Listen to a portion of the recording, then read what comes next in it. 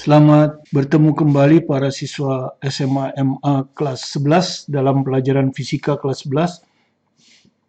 Topik impuls momentum rotasi. Ya, jadi impuls itu ada impuls linear yang sudah Anda kenal di kelas 10. J ya, saya kasih notasi J supaya tidak keliru dengan momen inersia. Gaya kali selang waktu yang singkat. Nah, kalau impuls rotasi, J juga tapi saya tulis J rotasi. Itu sama dengan analoginya, F analogi dengan torsi dikali delta T. Hubungannya, impuls rotasi itu adalah lengan dikali J. Ya. Kemudian ada momentum. Di kelas 10 Anda sudah belajar momentum linear. P sama dengan massa kali kecepatan pusat massa. Di sini Anda akan kenal momentum rotasi. Ya, biasanya momentum rotasi itu dinyatakan dengan L. Atau momentum sudut ya. Jadi itu tentang momentum putaran, rotasi. Momen inersia ya, analog massa M, di sini momen inersia. Kecepatan pusat massa analog dengan omega, kecepatan sudut. Nah, ini biasanya di I kali omega ini dinyatakan oleh benda pejal ya. Benda pejal yang mengitari porosnya sendiri. Ya. Kalau yang ini itu untuk benda partikel. Misalnya contohnya planet mengitari matahari. Nah, planet ini dianggap partikel. Ya.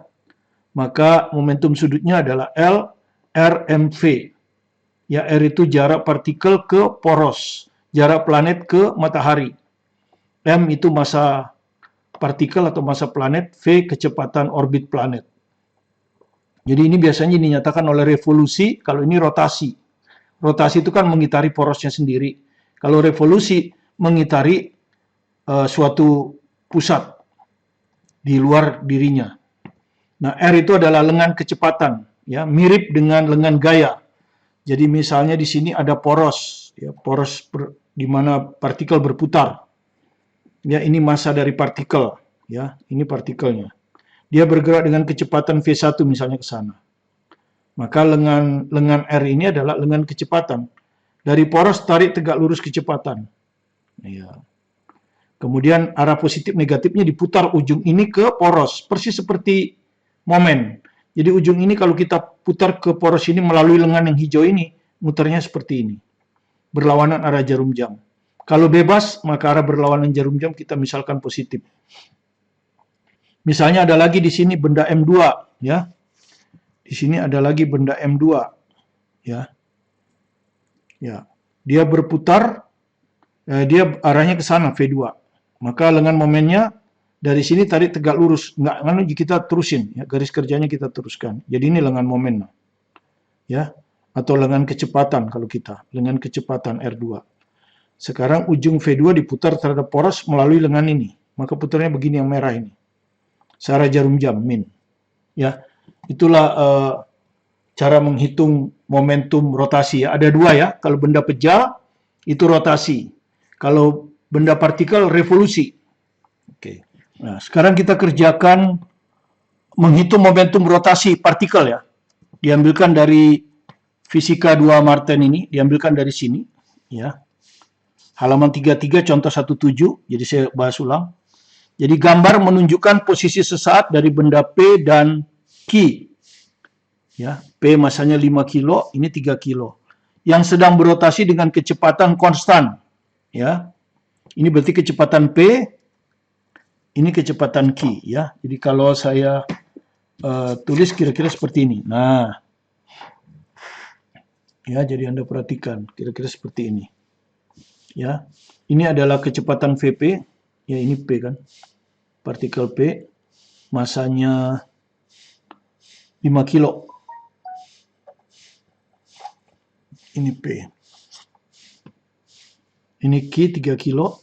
Ini kecepatannya Vq, ya, kecepatannya Vq, besarnya 3, ya, 3 ms, ya. Tentukan momentum sudut total P dan Q terhadap O. Ya, nah, kan ada dua ya, ini P, ini Q. Maka momentum sudut totalnya adalah LP ditambah LQ, ya, terhadap poros O ya. Jadi porosnya itu ini. Nah, ini porosnya. Nah, kan L itu kalau partikel kan, porosnya di luar partikel berarti revolusi. Jadi RMV untuk titik P ditambah RMV untuk titik Q, ya. Ya. Nah, RP itu berarti dari poros ditarik tegak lurus ini, ya. Jadi kalau Anda lihat ini begini kan. Nah, dari P tarik tegak lurus, persis seperti lengan torsi. RP ini 4 meter.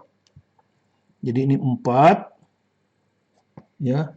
Masanya 5, ya ini. Kecepatannya 2. Ya. Satuannya kan Anda tinggal lihat ya satuannya ya. R, MV, satuannya ya. R itu meter, M itu kilogram, V itu kecepatan kali sekon min 1. Jadi satuannya adalah kilogram meter kuadrat sekon min 1. Nah ini satuan dari momentum sudut ya. Nanti terakhir aja dimasukkan. Ditambah, sekarang kita lihat ini arahnya positif atau negatif. Ya, kita putar. Ya, kita putar positif atau negatif. Ya, yang merah ini ya. Ujung ini, jadi dia begini nih. Nah, ujung ini kita harus putar terhadap poros melalui lengan RP. Jadi muternya ke sana kan. Nah, ya toh, jadi ke sana. Nah, berlawanan arah jarum jam positif. Jadi ini positif. Nah, begini. Oke. Sekarang yang kedua, Q. Ya. Vektornya di sini, porosnya di sini. Dari poros tarik tegak lurus kecepatan. Yang hijau ini RQ 2 meter. Jadi ini 2 kali. Nanti soal positif negatif belakangan aja ya. Masanya 3. Kecepatannya 3. Nah, sekarang kita putar. Ini ujungnya di sana. Porosnya itu diputar melalui lengan momen. Maka begini kan. Nah, jadi dia begini. Yang hijau ini.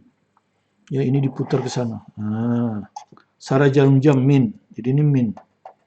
Nah, maka hasilnya adalah ini 40 dikurangi 18. Ya. Jadi hasilnya adalah 22. Baru kita masukkan satuannya. Kilogram meter kuadrat sekon min 1. Ya, ini. Ya. Kalau Anda lihat tanda plus kan ini. Ya, tanda plus menyatakan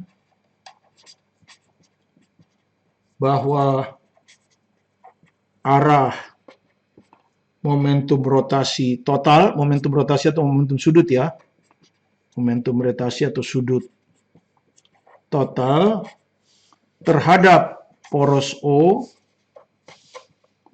adalah positif, berarti berlawanan jarum jam ya, berlawanan jarum jam. Ya, oke. Ya, itu contoh soalnya ya. Oke, kita lanjut ke teori. Ya. Teorema impuls momentum. Jadi kalau momentum linear itu dikatakan bahwa impuls yang kita berikan sama dengan perubahan momentum. Perubahan momentum linear yaitu momentum akhir dikurang momentum awal. Momentum itu adalah massa kali kecepatan. Jadi P akhir dikurang P awal biasanya kan bendanya satu aja M. V akhir dikurang V awal. Bagaimana kalau rotasi? Analog aja. Impuls rotasi yang kita berikan, kalau di sini perubahan momentum linear, di sini perubahan momentum sudut. Ya, perubahan momentum sudut berarti momentum sudut akhir dikurang momentum sudut awal. Anggaplah ini benda pejal, momen inersianya I, maka I kali omega akhir dikurang omega awal. Ya. Nanti kita terakhir aja contoh sudut ini ya, karena lebih susah. Berikutnya adalah kekekalan momentum. Ya, jadi berikutnya adalah kekekalan momentum. Ya, kekekalan momentum. Oke. Biasanya ada dua peristiwa kan kalau kekekalan momentum. Yang pertama adalah sesaat sebelum tumbukan atau sesaat sebelum interaksi. Yang berikutnya adalah sesaat sesudah tumbukan atau interaksi. Ya. Jadi sebelum tumbukan itu biasanya kalau melibatkan dua benda, itu di sini ada momentum 1, momentum 2. Sedangkan sesudah tumbukan, P1 aksen, P2 aksen. Gitu ya. Nah, kalau momentum rotasi, tentu di sini bisa aja satu benda ya. Satu benda misalnya penari es itu, kalau dia menari dengan melipatkan tangannya, dia akan menari dengan cepat. Tapi kalau dia mau berhenti, biasanya tangannya direntangkan. Itu momen inersianya lebih besar, sehingga omeganya lebih kecil. Itu juga hanya bisa menyangkut satu benda, cuman dua kejadian. Sebut aja kejadian pertama L1, L2 sebelum tumbukan, sesudah tumbukan L1 aksen, L2 aksen. Gitu ya. Jadi kekekalan momentum linear, Anda sudah pelajari di kelas 10, jumlah momentum sesaat sebelum tumbukan sama dengan jumlah momentum sesaat sesudah tumbukan. Jadi P1 tambah P2, P1 aksen tambah P2 aksen. Kalau Anda masukkan rumusnya, M1 kali V1 tambah M2 kali V2, M1 kali V1 aksen tambah M2 V2 aksen. Ya. Nah, kalau kekekalan momentum rotasi saja ya. Itu adalah resultan momentum sudut sebelum tumbukan sama dengan resultan momentum sudut sesudah tumbukan. Ya. I1 omega 1 tambah I2 omega 2, I1 omega 1 aksen tambah I2 omega 2 aksen. Jadi perhatikan aksen itu menyatakan sesudah, yang tidak ada aksen menyatakan sebelum. Dan kecepatan sudut ini besaran vektor, jadi dia bisa positif bisa negatif. Arahnya tergantung perjanjian. Kalau Anda ambil berlawanan arah jarum jam positif, maka arah jarum jam negatif. Ya, itu. Kemudian untuk momentum sudut, Anda harus catat, bisa dihitung kali I kali omega itu kalau rotasi, benda pejal, berotasi pada porosnya sendiri, sementara kalau partikel dia berotasi terhadap poros yang lain. Itu biasanya disebut revolusi, RMV. Ya, oke, seperti itu. Nah, supaya jelas kita akan buat contoh soalnya. Nah, ini contoh soalnya. Ya. Di sini saya salin lagi. Ya. Ya. Aplikasi kekekalan momentum rotasi. Nah, ini diambil dari penuntun belajar ya. Ya, soal yang kedua ini diambil dari penuntun belajar Fisika Martin ini, ya, yang untuk kelas 11.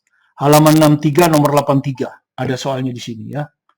Jadi suatu benda mengorbit sebuah bintang. Ini bintang, ini benda. Ya, kalau saya salin lagi di sini. Dalam bentuk elips, jadi bukan lingkaran, sehingga tentu jaraknya ini paling jauh, ini paling dekat. Ya, jarak apelium adalah 2A. Jadi saya salin di sini. Taruhlah benda itu ada di sini. Apelium, ini perihelium. Perihelium itu dekat ya. PD, perihelium dekat. Jaraknya A ke bintang, sementara kalau di apelium jaraknya 2A. Ya. Nilai perbandingan antara kelajuan benda pada perihelium dan pada apelium. Jadi ditanya kelajuan pada perihelium dibanding apelium. Ya. Kelajuan di sini dibanding kelajuan di sini. Berapa? Ya, ini diambil dari Graduate Record Examination Amerika Physics Test. Apakah 2, 3, 1, akar 2, akar 3. Ya. Ya. Nah, pada benda ini kita anggap partikel kan, ini revolusi. Revolusi mengitari bintang sebagai poros, jadi ini sebagai poros dalam orbit elips itu berlaku kekekalan momentum rotasi. Kenapa? Karena di sini hanya rotasi saja, tidak ada translasi. Kalau bergerak lurus translasi saja, ya kekekalan momentum linear. Kalau menggelinding itu dua-duanya, ya kalau menggelinding itu dua-duanya. Ada kekekalan momentum sudut, ada kekekalan momentum rotasi, ya. Oke. Nah, jadi RMV untuk perihelium sama dengan RMV untuk apelium. Gitu ya. Jadi Anda tinggal masukkan untuk perihelium dulu. Ini perihelium. R-nya A ya, R-nya A. R-nya A. Massa benda ini sama, bendanya sama ya. Jadi massa di sini dengan massa di sini sama. Jadi sebenarnya bisa dicoretin. Nah, kecepatan perihelium, itu yang ditanya, dibandingkan nanti ya, VP. Sama dengan apelium. Apelium jaraknya 2A. Ya, 2A. V apelium. Nah, sekarang VP per VA. Jadi VP per VA sama dengan, nah, kali silang kan? A dikalikan dengan 2A di atas. P dikalikan dengan A, A-nya di bawah. Jadi sama dengan 2. Ya. Jadi jawabannya A. Oke, untuk sekarang kita akhiri saja pertemuan kita ini tentang konsep dasar impuls momentum rotasi, dan di situ ada hukum kekekalan momentum rotasi. Ya. Sedangkan teorema impuls momentum mungkin kita berikan ke bagian yang lain. Ya. Terima kasih Anda sudah mempelajari video pembelajaran kami. Jika Anda merasa senang, silakan di-subscribe, like, komen, dan share ke teman-teman untuk belajar bersama, supaya Anda tidak ketinggalan dengan video-video kami.